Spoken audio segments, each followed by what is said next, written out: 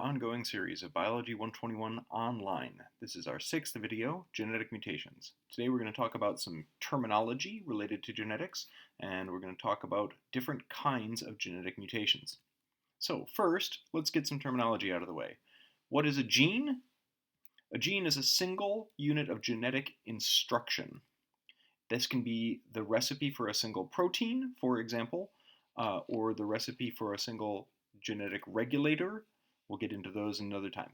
What is an allele? An allele is a specific version of a gene, which may be different in one organism versus another. What is a chromosome? A chromosome is a single chain of DNA. A single chromosome often will contain thousands of different genes, sometimes several copies of certain genes, which may have different alleles. What is a genome? A genome is the full DNA set in a single organism. How big is your genome? Being a human, every human's genome is about 1 trillion pieces of information long. Every human genome is about 1 trillion base pairs in length across 23 pairs of chromosomes. That is to say, within your 23 pairs of chromosomes, you have a total of about 1 trillion base pairs. That ends up being 4 trillion bases in every cell because those base pairs are paired because they're in a DNA double helix, matched up with C's and G's as opposed to A's and T's. And because you have 2 chromosomes, you end up with 4 trillion bases in every cell. Each human's DNA in each cell, if you were to lay it flat and stretch it out, impossibly thin as it is, would be about 1.8 meters long. That's about as tall as I am. 99.9% of all DNA in all humans is identical.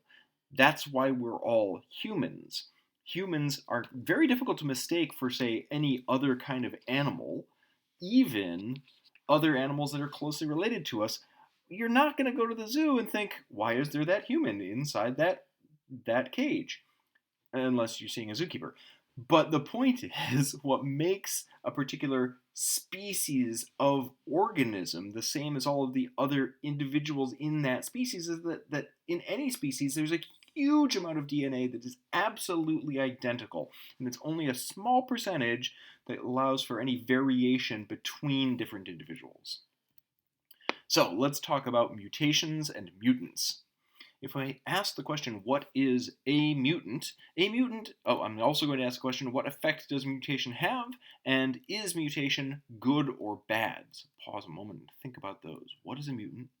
What effect does mutation have? And is mutation good or bad? Well, a mutant is any organism with a mutation.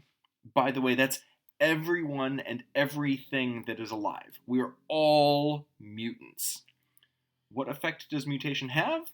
Well, mutation creates variability between different organisms of the same species. Remember a moment ago I said all humans are 99.9% identical within our DNA. It's only the other 0.1% that is the result of random mutations between humans. And is mutation good or bad?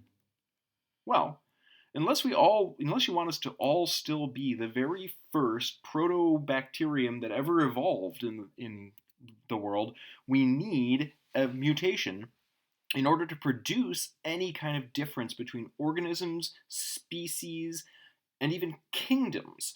Without mutation, there would be no such thing as evolution. And so, evolution is driven by these random mutations. However, at the same time, most mutations are problematic. So let's look at the simplest 3 types of mutations: substitutions, deletions, and insertions. We'll start with substitutions, and I want to introduce you to this double graph way of looking at things. Now, what you're seeing across here is the red, AUG, AAG, like those are DNA bases in a sequence. And the way that DNA works is that every 3 bases specifies an instruction to use a single amino acid in forming a protein chain. So those differences in DNA, each 3-letter combination of DNA bases specifies one of the 20 different amino acids that are used in proteins. What you see in the second line here is the sequence is exactly the same as above with one exception. It's highlighted in yellow, and it's the 10th base in the sequence, where in the original top line that was a G, in the bottom line that's now become an A. And the result is that the one amino acid in this chain has been changed from glycine to serine. The other amino acids are still the same. It's just that one amino acid that's going to be a little different. Well, as we know, let me talk about the importance of that later. In a deletion mutation, one of these bases didn't get copied through. You see, in the original, we had a U, and that was a phenyline. And then in the bottom version, that third U got deleted out. And when a nucleotide is deleted like that, the result is that these 3 UUG get read together, and that specifies an entirely different amino acid in the sequence. The same will be true for the next 3. That's an entirely different amino acid in the sequence. And these last 2 end up not getting read at all because there's no third one to go with them. So in a nucleotide deletion, we see a major change in multiple different amino acids in the protein sequence. The same is true in an insertion. So here we had our UUU, and here we have 2 U's, and then the third U, before it was written in, we had this inserted G, and the result again is that before that mutation, prior to that mutation in our sequence, we have consistency with which amino acids are being coded for, but once that insertion occurs, not only does it break that amino, or change which amino acid that one is, but it's also going to change the sequence further down the line, so every amino acid after that is going to be a different one. Now we know already from studying proteins that the most important thing about a protein is its shape. Well, having a slight change in one of the amino acids in a sequence of a protein will almost always have some small effect on the shape of that protein. Having a bunch of different amino acids all change is going to have a much, much more profound effect on the shape of that protein. And for that reason, the results of SNP mutations depends on the type of mutation it is. In a single substitution, SNP, by the way, stands for single nucleotide polymorphism, so that means that one of those base nucleotides, one letter, got changed. So in a substitution, there may be a very minor change in the function of a protein. It could be good, it could be bad, often it's no different at all.